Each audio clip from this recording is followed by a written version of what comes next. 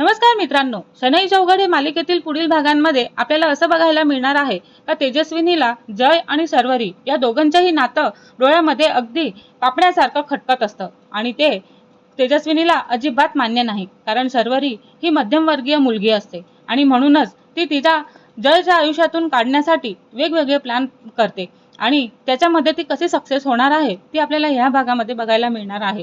पण त्याआधी जर तुम्ही आमच्या चॅनलला सबस्क्राईब केलं नसेल तर सबस्क्राईब करा आणि व्हिडिओ आवडल्यास लाईक द्यायला विसरू नका. तर आपण पाहतो की खानोलकर कंपनीमध्ये नेहमीप्रमाणे काम सुरूच असतं. जय आपल्या केबिनमध्ये एका महत्त्वाच्या प्रोजेक्टवरती काम करत असतो आणि शर्वरी फाईल घेऊन त्याच्या केबिनमध्ये येते. जय म्हणतो, शर्वरी, कालची प्रेझेंटेशन खूपच छान झालेली होती आणि खरंच तुझ्यामुळे हा प्रोजेक्ट आपल्याला मिळालेला आहे. शर्वरी हसतच म्हणत असते, सर, ह्यात माझं काहीच नाही.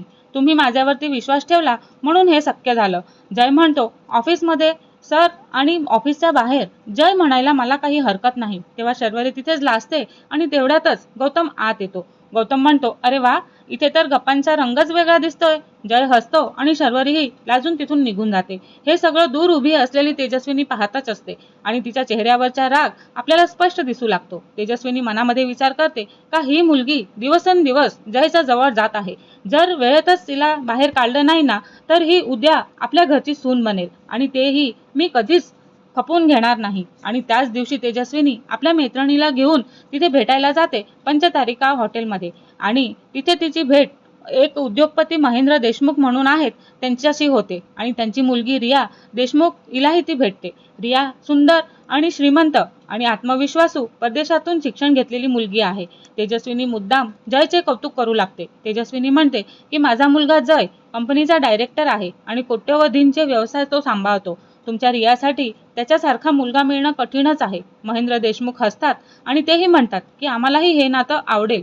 रिया देखील जयचा फोटो पाहते आणि हसते आणि रिया म्हणते की मलाही हे नातं आवडेल. तेव्हा तेजस्विनीच्या चेहऱ्यावरती विजयी हास्य उमटतं. तिला असं वाटतं की आता शर्वरी बाहेरच काढेल. आणि दुसरीकडे आपण पाहतो की ऑफिसमध्ये शर्वरी काम करत असते. तेवढ्यातच तिला तेजस्विनीचा फोन येतो. तेजस्विनी म्हणते की संध्याकाळी ऑफिस संपल्यावरती थेट बंगल्यावर ये आणि काही महत्त्वाची कागदपत्र पण घेऊन ये. शर्वरी पण हो म्हणते आणि फोन ठेवते. संध्याकाळ होते. जय घरी पोहोचतो. जय संपूर्ण हॉलमध्ये सजलेला असतो आणि जय आश्चर्यचकित होतो. जय म्हणतो, आई, काय सुरू आहे? तेजस्विनी हसतच म्हणत असते, आज काही खास पाहुणे येणार आहेत आपल्या घरी. तेवढ्यातच देशमुख कुटुंब आत येतं. जय त्यांना पाहून गोंधळूनच जातो. जय म्हणतो, हे कोण आहेत? तेव्हा तेजस्विनी म्हणते की तुझ्यासाठी स्थळ आणलेलं आहे. क्षणातच जयचा चेहरा पडतो आणि तो त्याच वेळी शर्वरी फाईल घेऊन बंगल्यामध्ये प्रवेश करते. तिची नजर थेट जय आणि रियावरती जाते. रिया जयशी हसतच बोलत असतो. तेजस्विनी दोघांची ओळख करून देत असते आणि शर्वरीच्या डोळ्यातील चमक एका क्षणामध्ये नाहीसी होते. तिच्या मनामध्ये विचार सुरू होतात, म्हणूनच मॅडमने मला इथे बोलवलं होतं तर मला हे सगळं दाखवण्यासाठी. तेव्हा तिच्या डोळ्यामध्ये न कळत अश्रू येतात. ती शांतपणे मागे वळते आणि जयची नजर शर्वरीवरती पडते. जय म्हणतो, शर्वरी थांब.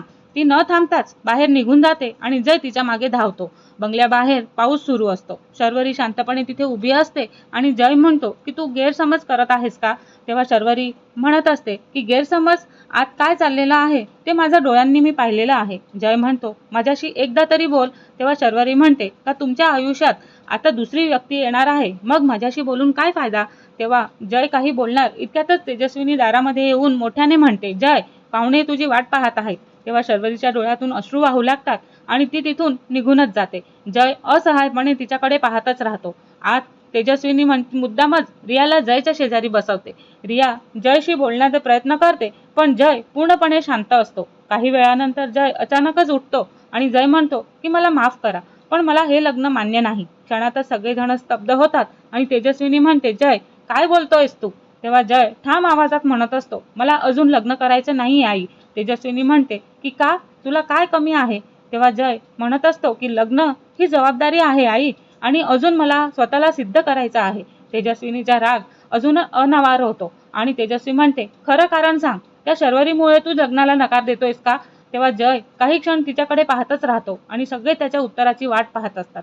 जय रागाने म्हणत असतो, हो, शर्वरी माझी चांगली मैत्रीण आहे पण तिच्यासाठी मी नाही म्हणत नाही. तेव्हा तिचा मी आदर करतो पण माझ्या आयुष्याचा निर्णय मीच घेणार आहे. माझ्यावरती कोणतंही लग्न लादण्याचा अधिकार कोणालाही नाही. तेव्हा तेजस्विनी पण संतापते. तेजस्विनी आक्रमक आवाजात म्हणत असते, लक्षात ठेव जय, त्या मध्यमवर्गीय मुलीला मी ह्या घराची सून कधीच होऊ देणार नाही.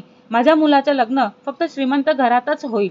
आणि जयचाही संयम तिथेच तुटतो. जय म्हणतो, आई, माणसाची किंमत त्यांच्या बँक बॅलन्सवरती नाही तर त्यांच्या संस्कारावरतीच ठरते आणि शर्वरी सारखी मुलगी लाखात एक असते. हे ऐकताच तेजस्विनीचा चेहरा लाल गुंद होतो आणि तेजस्विनी म्हणते, म्हणजे खरंच तू त्या मुलीच्या प्रेमात पडलायस का?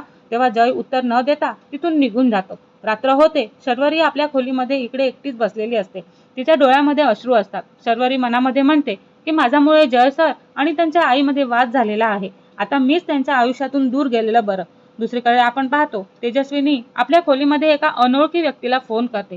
तेजस्विनी म्हणत असते की पहिला डाव अर्धवट यशस्वी झालेला आहे. आता दुसरा डाव खेळायची वेळ पण आलेलीच आहे. तेव्हा समोरून आवाज येतो, काय करायचं? तेव्हा तेजस्विनीच्या चेहऱ्यावरती कपटी हास्य उमटतं आणि असं काही घडवायचं की शर्वरी स्वतःच कायमस्वरूपी जयचा तिरस्कार करे आणि त्यानंतर जयला रियाशी लग्न करण्याशिवाय दुसरा पर्यायच उरणार नाही. तर हा भाग इथेच संपतो आणि पुढील भाग बघण्यासाठी आमच्या चॅनलला लाईक, शेअर, सबस्क्राईब करायला विसरू नका. धन्यवाद.